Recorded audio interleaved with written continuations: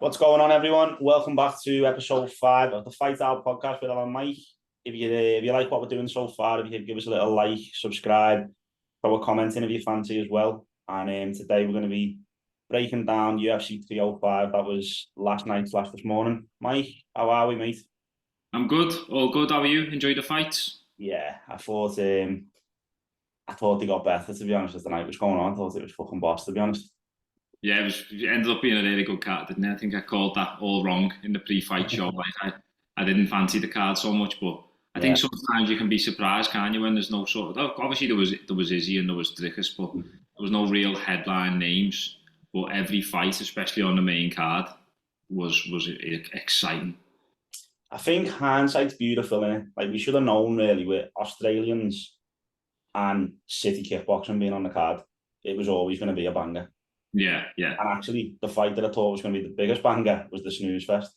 Well, I was about to say the fight that sort of let the main card down a little bit was the one that we bigged up that wouldn't get out the first round. Yeah. That was the one that was slightly disappointing for me, and especially one side of that fight in Taito Vassal, but we'll get to that, I suppose. Yeah. I mean, safe to say, mate, we were both absolutely wrong with everything that we picked. So we'll dive in. Start with the main event. Izzy against Dricus. Yeah. I'll just say one thing, and we said it on the G-Fight show as well. I'm never going to doubt Dricus ever again. Yeah. He's outstanding, isn't he? He's outstanding in the least outstanding manner I've ever seen. And I can't put my finger on it, and every time I watch him, I think he's gassed, he's going to get taken out of there. But it's the only fight that I've ever seen where when they're gassed, they're the most dangerous. I've never seen that before. It's weird. Like, as I was watching the fight, Izzy kept doing stuff and I'd go like, right, Izzy's going to push on now. Like, I thought Izzy looked very good. Yeah. And when, like, he'd have Dricus hit, or, like you're saying, Dricus would start breathing heavy, and then next thing, Dricus pull something out from nowhere, and he would right back in it again. It was mad. Yeah, I personally, I thought Izzy was fighting well. I had Izzy slightly winning. The first 2 rounds were really close. I gave first to Izzy, second to Dricus, and in the third round I thought Izzy was pulling away a little bit. And then at the start of the 4th round, I thought the same. The body shots looked like they were starting to catch up with Dricus, and then all of a sudden it was all over. Yeah, he looked good till he didn't. Yeah. I had a draw going into the 4th, because I had the first round a draw, which now the more I'm thinking about it, he probably would have given that to Dricus if it was on the fence, because he's the champ. So second round was Dricus for me. Third round was comfortably Izzy. Like you said, going into the 4th, I thought Izzy was pushing on. And then, I don't know. I mean, I've watched the two post-fight interviews in the press conference, and Dricus said by the end of the 3rd, he felt like Izzy was breaking down, which I didn't agree with. And Izzy basically said he felt better the longer that the fight was going. And he basically said the only reason why he lost in his head without watching it back was because of a stupid mistake that he made on the ground, which I'd half agree with, but Dricus always finds a way, doesn't he? There's definitely something to be said for like a stupid mistake on the ground, but I think there was a couple of times in the fight where they were like wrestling up against the cage and Dricus had him in a clinch, and Izzy weren't even fighting the hands, he weren't trying to get him off him. Yeah. I thought at that point Izzy's happy in this position because he is tired. I've never really seen Izzy like that, like he was in the 3rd round. He was still, obviously, his striking was still really good, really composed, but he was knackered and he was leaving his chin up, and that's not like Izzy. And I think that probably did spur Dricus on a little bit, and that's probably what he meant when he said he could feel him breaking down. It looked to me like Izzy had demons in there. I know that sounds a bit mad, but like it looked like he was psychologically fighting with himself. Like, you could see certain things that Dricus would do, and like usually Izzy wouldn't faze him at all. But you could sort of see him having a bit of a conversation with himself, like, you know, come on, I've got to get through this here. Yeah, it's interesting, isn't it? Because it's just obviously styles make fights, but I don't know what Dricus' style is. I just at this point now I'm looking through the division and I don't know who matches up best against him. I'm not sure there's no one that stands out that he hasn't beat. Yeah. I'm like, oh yeah, they beat him. Like, there's no one else that he hasn't fought with. I'm like, yeah, they'll trouble him. If he hadn't fought Izzy last night, I would have consistently said the worst matchup for Dricus in the division is Izzy. A counter striker who's precise. As Dricus comes in with them blitzers, Adesanya catches him, but he couldn't. No. It is a strange one, and like I said it on the pre-fight, and you did, like, I'm not going to doubt Dricus, Yeah. and then I doubt them again. Thought he was going to do it. I'm not. I did fancy Izzy to win, but I don't think I doubted Dricus this time. I think I knew the danger of him, and I knew how good he was and how durable he was. But I've seen a lot of people saying how durable he is, but that's quite offensive to him because he's actually really good. He's not just durable; he's really good. His style just isn't. It's not particularly. It doesn't look pretty, does it? But it's so effective. I don't think I will honestly never go against him though. Now I'm just going to say this is going to win. Yeah. Probably now the next fight he'll get beat because that's the way it goes with me, innit? But no matter even if he fought Pereira coming down, like he done the post fight press conference. Someone mentioned because Pereira put an Instagram up, didn't he, saying coming back down to 185 one last time. And at first I was like, oh, what a bad matchup. And then Dricus in the press conference changed my mind. He went, well, he's gone up to 205 because he struggles making 85. He said, Izzy put him out stiff, and I punched well harder than Izzy, so imagine what I'm going to do to him. And thought, you know what, mate? With what you've done lately, I'm not even going to doubt you. Well, I loved what he said on that. I seen Dricus speaking about that fight, and he said, if I fight Potan, it'll be at 205. He said, I'm not going to fight him and give him the excuse of, I cut a load of weight, and I love that, like how confident he is and how much he backs himself. Yeah. And to be honest, I think Dricus is probably big enough to go up to 205. He looked bigger than Izzy, and stronger than Izzy, and yeah. Izzy went up, didn't he? And I think he weighed in at 198 or something. Yeah, I just don't think Izzy's big enough for that weight. No, but Dricus was comfortably bigger than Izzy, and obviously Poatan is massive as well. So yeah, I could potentially see Dricus moving up eventually. But I also like what he said, because I can't remember who asked him, but he said, like, are you looking to go up? And he said, like, no, like, I've still got stuff to do at 185 because I ate all this, get a belt, and Andy O'Connor and get a second belt right away. Does me head in. Like, you've got to clear the division out first. Dricus is well on the way to doing, by the way. But then you can move up. 100%. I don't want that fight. I don't want the Potan fight. I think I would like both them champions to stay out of each other's way and try and clear their own divisions, because there's a couple of fights for both of them that need to happen. Namely, Potan needs to fight Ankalaev, but we'll get to that on another podcast. Did you see what Dricus said about him fighting Khalil? No, what did he say? He basically, when he was talking about that, and he said something along the lines of, look, you stay in your own lane, you stay in your own division and fight number 7. I'll carry on doing what I'm doing. Yeah, and corrected them and went, he's number 8 actually. He's ranked number 8. And he went, well, it's even worse. Like, so he's sharp, Dricus. I used to hate him, but I proper like him. Do you know what? I think the problem for me with Dricus was, obviously he fought Till at a time where I really wanted Till to come back and smash it. And obviously he got in Till's way, so I sort of like didn't really give Dricus the time of day. But when you actually watch him and you sit and listen to him, he's got a bit, and he's good on the mic. Yeah, I like him. He's growing. He's 10-8, is he? 2 press conferences, one of them fuming. Yeah. Obviously, like you said, I think that probably was part of it, to be honest, when he beat Till. But he done it with Strickland. He had Strickland going mad, didn't he, when he said that fella? And like got him to punch his head in at the UFC. Like, he's mad. He really gets under people's skin. Strickland says what he wants, doesn't he, to everyone? And then he looked a bit like he couldn't take that. And I think Dricus just doesn't really care what he says before the fight. I think he doesn't think about it. I think it genuinely just comes to him and he goes, yeah, I'll say that. Yeah. And most of the time now it's gold. There's going to be a time, I think, when he maybe does say the wrong thing, because obviously people who do that sort of toe the line a bit. But right now, everything he's touching is just turning into gold. Yeah, last night again, look, he was as impressive as he's been recently. It was no shock really, because he's done the same thing in about 3 or 4 fights back to back now, and he's an absolute finisher as well, which is impressive. But I just wanted to say as well, I thought Izzy was impressive, and I don't think that's the end of the road for Izzy. I thought Izzy was very good until he weren't. I thought he was good until he got submitted. Yeah, I think I've only watched it the once, but was it round 1 or round 2? And Dricus had the choke on Izzy, and Izzy turned and got out of it and ended up on top. And I think he went to do that again in the 4th round. But Dricus had obviously learned from the first and changed, what did he call it, a gable grip? Switch grips, yeah. But by the sound of it, Dricus learned in the fight, okay, well, this is what he can do. I've got the exact tool to get him. And obviously at that time it was too deep. Izzy had no answer. But yeah, I thought Izzy looked good. we'll start with Izzy then. What do you think is realistically next for him?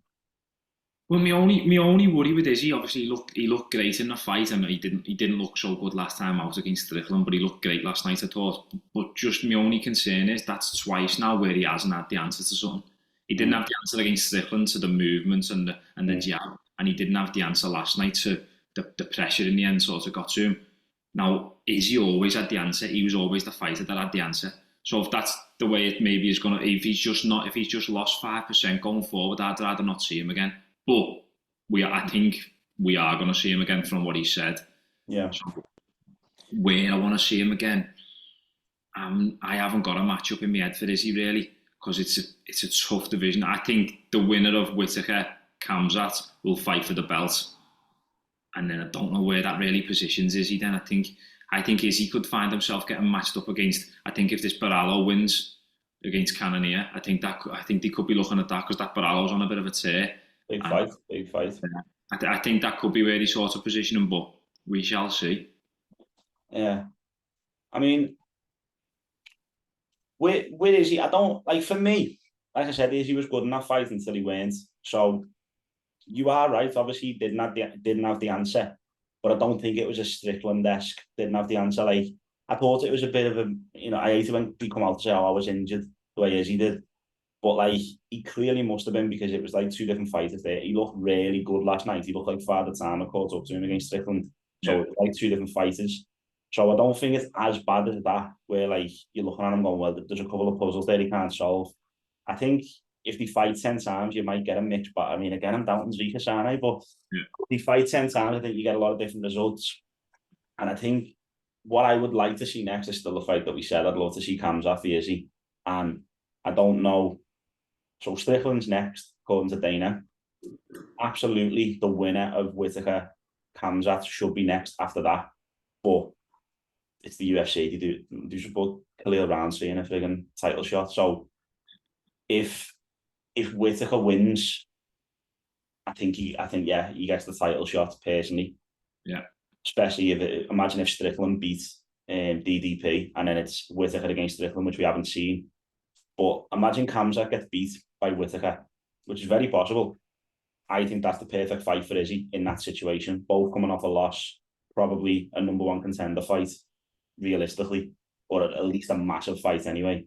Yeah. And it makes sense for both of them. Well, I would watch that. I would certainly watch that. Big if though, innit? A lot of ifs and buts. Yeah, I just think if Dricus still has the belt and Whittaker wins that fight, I don't know if Whittaker gets overlooked again, and then replace Gamrot. Then I think Gamrot's best route is he needs to come back. He needs to come back and win that fight against Whittaker, and he needs to win it well. And I think he gets a title shot. Yeah, I tell you, yeah, he does. He absolutely does. Like if he wins that fight. Yeah, I agree with what you're saying as well about Whittaker. I don't know if Whittaker does by beating Gamrot. Yeah, that's the only worry. That's the only concern for me. That sounds stupid because I think Whittaker's ranked 1, 2. Yeah, 2, I think. Yeah. Strickland 1, Whittaker 2, and Gamrot's 13. But you're going into that fight thinking if one of these wins it, they get a title shot, and it's the one who's 13. Yeah. That's the UFC, and that's the star part. Yeah, it puts Whittaker in an awkward spot, doesn't it? Because if Whittaker wins that fight, he's got DDP who's beaten as the champ. He's got Izzy who's beaten twice. Realistically, is wherever it is he falls in now, number 3 maybe. So like the two of them fights, it is a bit weird, isn't it? Like he's getting a title shot himself off a couple of wins, and champions already beat him. Like it is a bit mad, but at the end of the day, that's what it is. That's the game, isn't it? Yeah. Okay, moving on to the co-main. I think we absolutely dismissed this fight and absolutely dismissed Kai Kara France, and Chris Duncan was like, "You're mad." I backed Chris's bet as well. He had Izzy, didn't he? And he had Gamrot, so he had Kai Kara France, like, and wow, is all I can say about it. Yeah, to be honest, it wasn't so much you as it was me. I totally dismissed the sort of the flyweight and even the bantamweight to some respect, and how wrong I was. Like I actually said, I think that there's no jeopardy in the fight, and it was the best knockout of the night. He was stiff, wasn't he, off that left hook? Yeah, I mean, Erceg didn't really start well, I didn't think. And I don't No, know if that's hometown boy, maybe getting a bit too much pressure on the shoulders. He felt like he was carrying the Australian part, or I don't know, but I think he does. I think from what I've seen of Erceg, the little I've seen of him, he is a bit of a slow starter because he's somewhat similar to Izzy in a way. He's sort of getting the range early on and he's just trying to find out sort of, he's trying to dial you in. And he looked like he was trying to dial Kai Kara-France in, but Kai Kara-France didn't need as much time and he measured them up quick. he come out with a point to prove. Kai Kara-France, like, got to give him credit. Like I said before, I thought he was in a bit of a Darren Till spot where, like, you'd have a cancelled fight, you lose a few, and I didn't think Steve Erceg was the one to get back in the win column, but wow, like I said, I was wrong about a lot of stuff. That's probably the biggest thing I was wrong about. Yeah, so I totally agree. And if you watch that fight and you think that was a lucky shot, it wasn't at all. It was measured, and it was he'd feinted that a couple of times before he threw it. So there was nothing lucky about that. Yeah, no, he teed it up. He absolutely teed it up. I mean, again, that division's a bit weird. Like, I don't even know what's next for either of them. I haven't got anything to predict there because it was a bit of a mad fight. Like, Kai Kara-France now is going to fly up the rankings. Yeah. But it's all a bit tied up at the top, innit? So where does he fall in? Yeah, well, I think he was 4 before that fight, wasn't he? And Erceg was 7. So I don't know ranking wise how much it does for him. But given that Erceg just had a really close fight with the champion and then got knocked out like that by Kai Kara-France, and Kai Kara-France has got previous with Pantoja where they fought on the Ultimate Fighter, I think it's a title shot for Kai Kara-France. Yeah, I think so. Nice. I like the logic. Won't argue with you. Yeah. They've had a 2-round fight before on the Ultimate Fighter, and I think that'll be next. Do you think the Ultimate Fighter fights should go on your pro record? No. I can't remember who was talking about it or what on. It might have been the commentary last night. The commentary it was DC and Dominic Cruz were talking about it. I think they were talking about the Contender Series first, and then he meant some Ultimate Fighter fights are on your record. It's the final, because they're like a 3-round fight or whatever, and like on a prelim card. My issue with the Ultimate Fighter fights are you couldn't wait constantly throughout the process, so you're not actually in camp. You get what I'm saying? So if you fight twice on it, you could wait the week before, then you could wait the week of the fight, and it just, the fighters aren't presenting themselves as best as possible, I wouldn't say, in the Ultimate Fighter, and I don't particularly think these should count. If they spread the Ultimate Fighter out over a longer period of time and sort of had it as a 6-month thing. Well, but that's basically PFL, isn't it? Yeah, then yeah, but I think the way it's structured at the moment, then I don't think they should not. Yeah. I'd never thought about it, to be honest. And then when I heard that last night on the commentary, I thought, oh yeah, it's not a bad argument. But yeah, I don't think they should be. I think finals should, because that is UFC level. Then you're obviously the best on that series. It's a pro fight, should be sanctioned on your record. I think the lead up, the competition can be all over the place. So it could even be a way to pad records, like you're saying. It's not proper camps. You've got a week to prepare for some fights. You've got days to prepare for other fights. So yeah, I think they've got it nailed down, to be fair. For the next fight then, Big Dan, mate, Big Danny Hooker. Again, mythical fighter. I know. I think again, you've predicted this card this week better than I have, and I think you had a little soft spot for Dan Hooker in this fight. I didn't. I could only see this going one way. I thought Gamrot to be relentless, and I think Hooker said it best himself. He's just got good. So I'll be honest, I fancied Hooker on the slide. Yeah. I really thought it'd be like he's going to catch him and knock him out. He's not going to win over 3. I thought if it went long, Gamrot's going to roll him. And then I text you, didn't I, on Friday? Instead of seeing something, Gamrot to get knocked down and submit Hooker. Yeah. And when I got knocked down, I was thinking, oh my God, I wish I'd done this. But I didn't even check what the odds were, but I was like, I wish I'd done it. Yeah. And then Dan just came on. And I just kept pushing. He's an absolute dog, mate. I was made up. But it was ridiculous, because everything you've been led to believe in, like previous fight. To be honest, this fight was very much, it looked like a striker versus a wrestler, and I thought Gamrot actually his striking was the best I've seen it, but it was quite clearly every time he stood up, Dan Hooker was marching him down, and then when Gamrot took him down, he looked like he was going to hold him down forever until he didn't. But the only thing I'd say on this was, as soon as Gamrot sort of let him up, or Hooker got up, Hooker was straight on the front foot and Gamrot looked tired. Now, we've always been led to believe that the person getting wrestled is the one who's more tired. They're holding the weight, they're carrying the weight. It looked like the wrestling was killing Gamrot and Hooker was getting rejuvenated from it. Yeah, I agree with that. We've also been led to believe that Gamrot, like, an absolute tank who doesn't tire ever. And he looked tired in round 2 for me. After the first round, I thought he's spent here. Definitely. When he got knocked down, if it was round 1 or round 2. But he didn't look good, I would say, even halfway through round 2. Like, he did look tired. And then Dan, it's just, there's anyone that you don't want to be in there with when you're looking tired, it's probably Dan Hooker. And the thing was for me as well, he was relentless with the takedowns. Still, Gamrot, I think I seen a stat halfway through the second round. He got 5 out of 11, so he'd shot 11 takedowns halfway through the second round. But in the third round, he had his hands around Dan Hooker's waist, and he'd give up the takedown because he knew, when I take him down here, when I get up, he's coming for me. Yeah, it was weird at times. He was just holding like Dan's ankle, and I was like, "What are you trying to do?" And like Dan's literally stood up, just sort of waiting for him to move, literally not even fighting him. And it was a bit of a strange one from Gamrot. I don't know if Dan was just a lot better than Gamrot fought, but that fight was a lose-lose for Gamrot anyway in terms of rankings. He weren't going anywhere. He weren't going higher, and now he's given up his spot. Dan's going to fly right up to the top 5, and then he's realistic. He's already fought Poirier, so you've got the whole eternity there. I'd love to see him against Charlie Olives once and for all. Do you know what? There isn't a bad fight. I thought about it before, and the first one that sprung to my mind was Chandler. And then you mentioned Charles to me, and then I thought about Gaethje, and I would watch any of them. I know. I don't know if the Chandler one's a hard sell just because of the way the first one went. Yeah. But, I mean, you can say the same about the Poirier fight, but I think the one thing the Poirier fight's got going for it is it's probably Dustin's last one, so it's like, give him a war for the last one, let him sign, get a number 1 contender spot again. I mean, does that give him a number 1 contender spot? Who knows? But absolutely, mate, I'd watch any of them fights. That's what I'm saying. That's a matchmaker's dream now. That's sort of top 5, top 6 there. I don't think Gamrot will lose too many places on his ranking either, just because he's took that fight, hasn't he? He didn't need to take that. And by the way, he didn't do a bad showing. We're talking here like it was a comfortable win. It was a very close fight. Yeah. I did have it 29-28 Hooker, personally. Yeah, I did.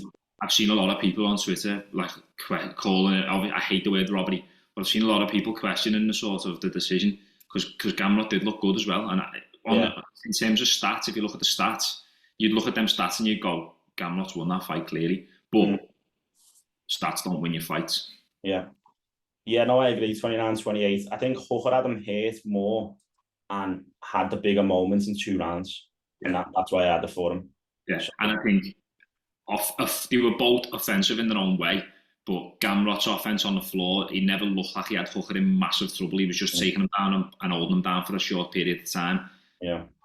Sometimes, actually, when Gamrot was shooting and Hooker was catching him in that guillotine, he looked like he was going to be able to clasp it, but he was giving up on it, wasn't he, just to get back up? Yeah, I mean, I think there was a couple of times where that was close, you know? Yeah, it was, definitely. And to be honest, I'd love to actually get Chris Duncan back on and ask him about it and say realistically how close was that guillotine shit looked. For me, I don't think it was the first one, I think it was the second one where he let it go and he went back again and thought, oh, he's got this. And then, it was like he let go himself and thought, I'll stand up and back off here and go back to striking. But Dan's a big boy, and he's absolutely massive. He is, yeah. He's long and he's rangy as well, and he picks his shots well. Well, when he was coming through, until he fought Poirier, he looked like a real pro. I know he's been around for ages. When I say coming through, when he went on that run, and then he fought Poirier in the Apex, and it was like after that, it was almost like the war sort of killed him a bit. I thought, it would be weathered here. Maybe he's on the decline now. The way one fight can switch it, but that was like. It was a close fight, but I thought Dan looked like the old Dan. Yeah, I thought he was brilliant. I thought Gamrot was really good as well. By the way, that was a really, really good fight. That was my fight of the night, I'll be honest. Yeah, same by far. Yeah. Which ties in nicely because the fight before, which I thought was going to be fight, I actually said it won't be fight of the night because it won't last long enough. Yeah, and it was a boring snooze fest where neither one of them looked like they fancied taking a punch because they knew they'd go out.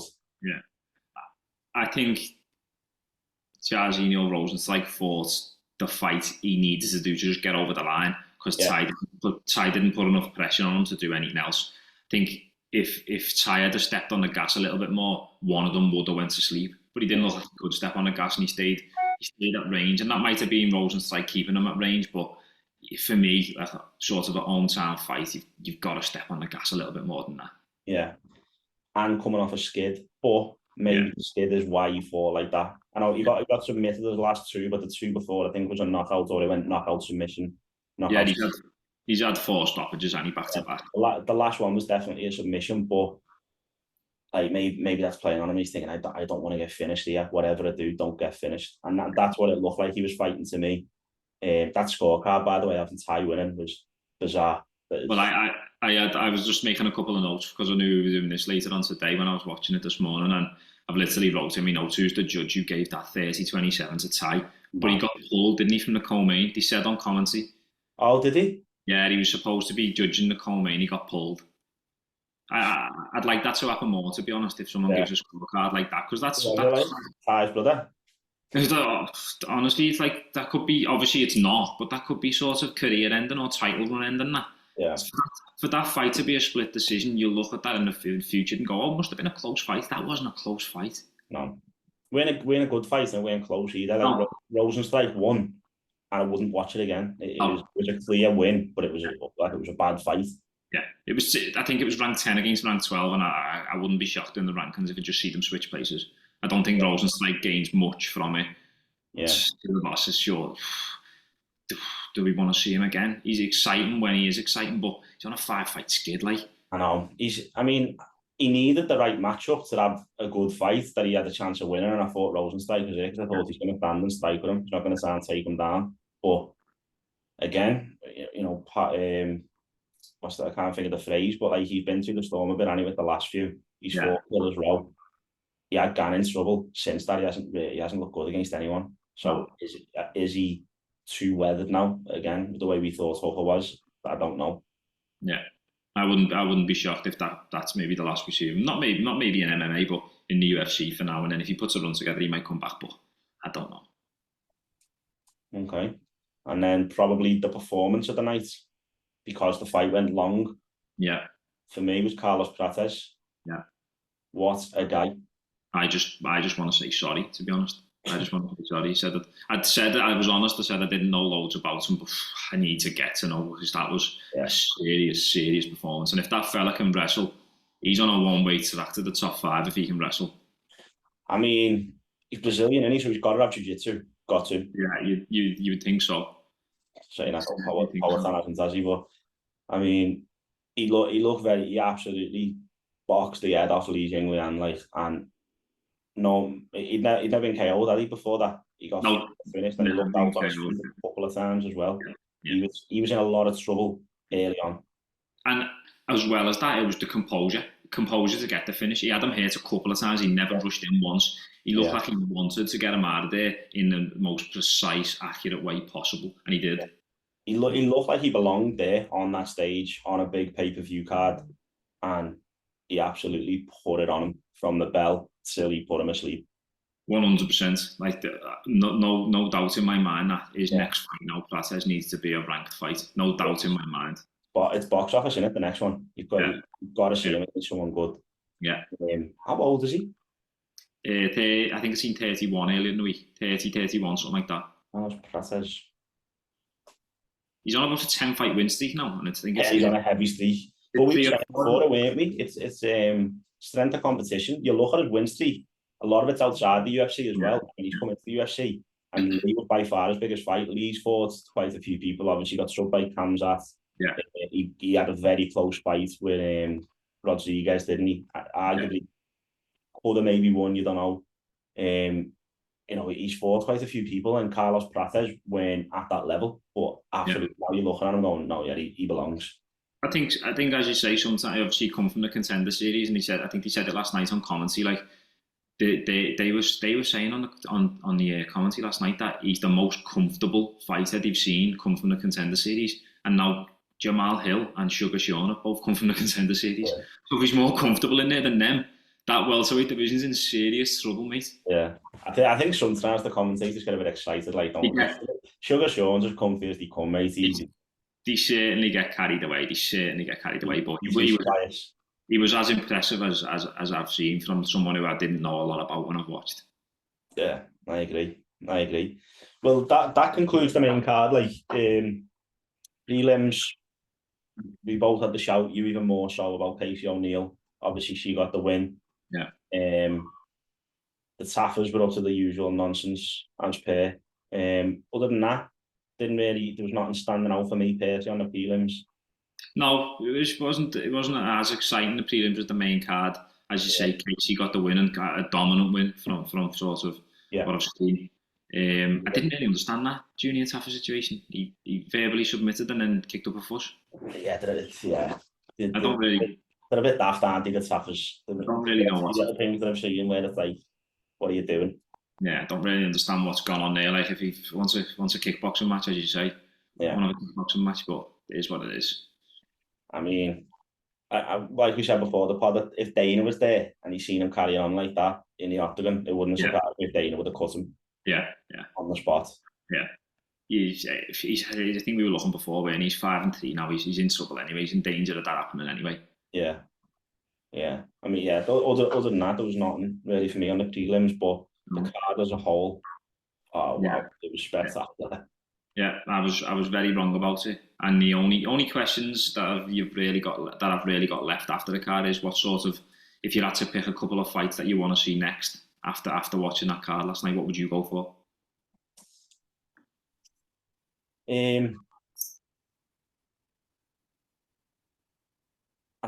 I want to see Dricus do Plessis again against anyone. Don't care. Honestly, so I want to see him to figure him out because I can't figure out how he does what he does. Like he looks out of the fight, or like he looks like he's gonna be out of the fight because he's getting tired and his mouth's open, and it's not just his mouth being open; it's his whole demeanor. Like he gets hit and he looks like it hurts him as well, and like. And he throws big like laboured shots, doesn't he? He's knackered and he throws big like laboured shots, but they land, and then he seems to just drain the energy out of his opponents as well. I don't know if they're looking at him going, God, he's tired, he's making me tired. Well, there was one where Dricus done one big, horrible right hand that went nowhere, like nearly at the top row. And about 10 seconds later, Izzy done one, which I've never seen he do. Yeah. Like, is this contagious or something? Like, what's going on here? Honestly, it's like when you catch a yawn, isn't it? Yeah. It must have been. Honestly, it's wild. I totally agree. Like I just want to see him in. I want to see Dricus in there with anyone and everyone because I want to know what matchup works against them. Yeah, exactly that. So what are your fights then that you want to see off the back of it? I mean, not just Dricus. Probably if I had to pick, maybe if I had to pick 3 fights from that main card that I really want to see, I want to see Carlos Pratz get a ranked fighter, and I think welterweight, I think 15 and 14 are both strikers. I think Kevin Holland. I think it's Kevin Holland and Michael Venom Page. He's got a fight though, hasn't he? He's just got a fight on I can't remember when now, but he's fighting someone. I think 14, Michael Venom Page. I don't hate that fight at all. Oh, Michael Page, Carlos Pratz. Wow. Yeah, I don't hate that fight. So that's number 1. Number 2, I want to see.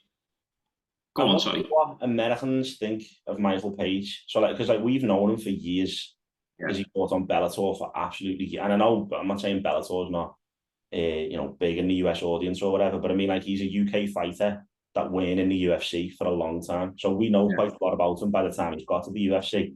Where like he was a huge name, and obviously he fought bare knuckle as well, so probably know about him there, but he lost. So they probably don't think of him in the same way that we do. And like when you're saying Carlos Pratz against Michael Page, my immediate thought is, that's too big of a step. But then you look and you go, but he is ranked 14. Yeah. See, he's 1-1. The US only know him for the loss against Michael Page in bare knuckle, the most recent fights. It is actually quite an interesting one the more you think about it. I just want to see Pratz in that fight because I'd like to see Pratz get a shot at a ranking, and then once he gets to ranking, I'd like to see him fight a wrestler then. I don't want his shot at his first ranking to be against the wrestler. I'd like him to get into the rankings and then have a shot at a wrestler. So that's what I want to see. It's Pratz versus MVP. My second fight would be I want to see Hooker in there again. And as I said before, I don't really care who with. My preference would probably you like the Charles Oliveira. I like Justin Gaethje. I mean, I'd watch a Justin Gaethje Dan Hooker fight. I'll probably watch that on repeat for about 3 hours. That is ultimate violence. That's my second, and then my third. I'll leave you to decide who Dricus fights next. So my third will be, I'm not going to hate on the flyweights anymore. I want to see Kai Kara France fight Pantoja.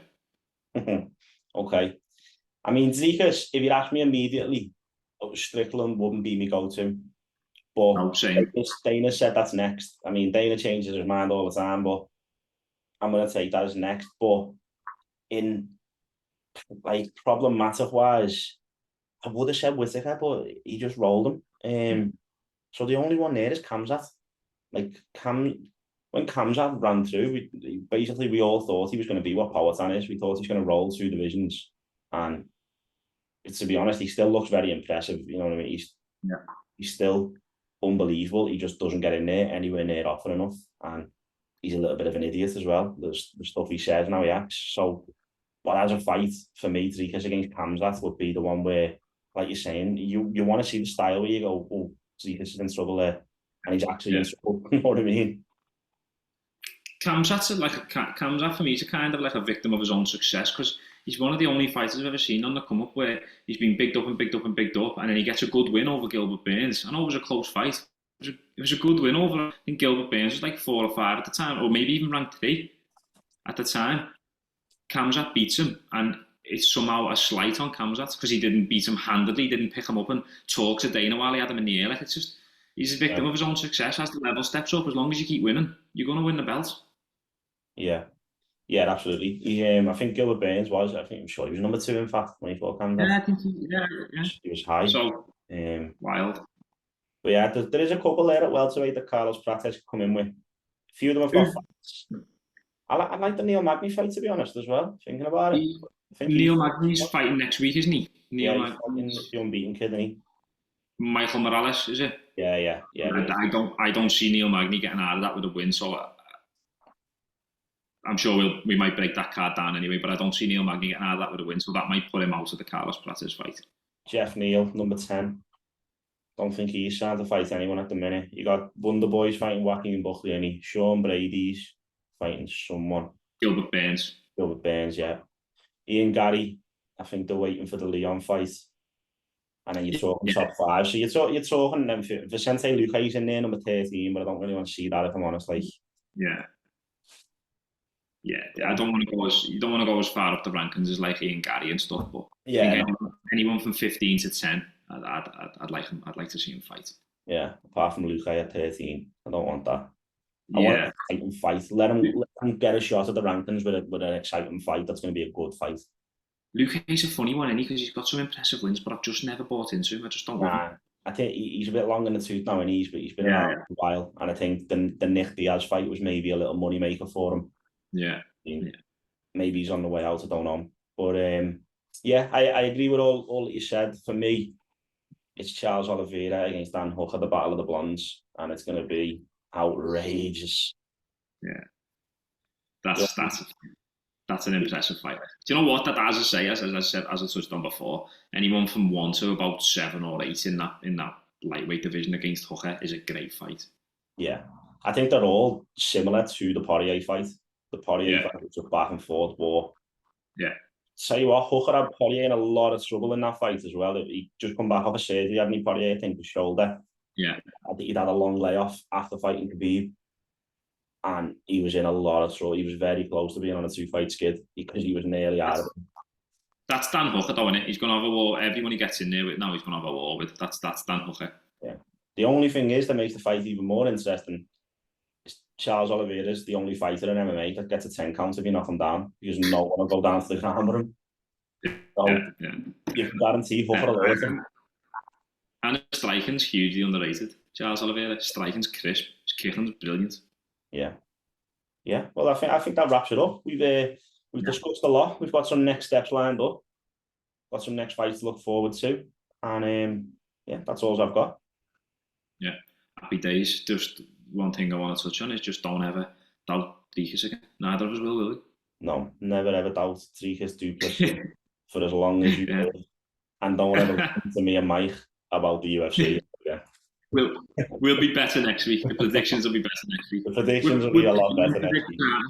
We're prelim predictors, that's what we are. Yeah, to be fair, the prelim shouts were in. Yeah. The main card, we picked the wrong dogs. We picked Ty instead of Dan. I had Carlos Pratz, to be fair, and we had Izzy, both of us. Yeah. I think sometimes like a fight like Izzy and DDP, they're 50-50, aren't they? And you're gonna be wrong once, you're gonna be right once. But some of the others were surprises. I don't think anybody thought Kai Kara France was going to stop Erceg in the first round, and I don't think anybody thought sort of the Pratz was going to make it look as easy as he did against Li Jingliang. Yeah, no, and I don't think anyone thought that the worst fight on that main card would be the heavyweights. No way. But that's the great thing about UFC events. Yeah. That is the game. It's why I like it so much, because it's so hard to call. Yeah, one can get beat by anyone on any given day, and that's why it's, for me, the most exciting. Well, I know it's not a sport; it's an organisation, but as a whole, MMA most exciting sport for me. Well, just probably a final thing, as you just touched on there, and he said it himself the other day when we spoke to Chris Duncan. He said sometimes the stars just have to align for fighters, and he said only fighters understand that when he was talking about that Yaroslav, who was 27-0, and then he lost to Jason Jackson. Stars just didn't align last night for a couple of them, and that's just the way it is. Yeah, I felt like they were aligning for City Kickboxing. Yeah, so did I. Kai Kara won, and I was like, this is nailed on for the Izzy KO, and then Izzy looked good until he didn't. But like we said, that's the game. That is the game. The game's the game. Yeah. Well, that's it for this week. Thanks everyone who is watching. If you can, like I said, like, subscribe, and let us know if you want to see more videos like the Chris Duncan interview, and then we'll see you in the next one. Happy days. Thanks everyone.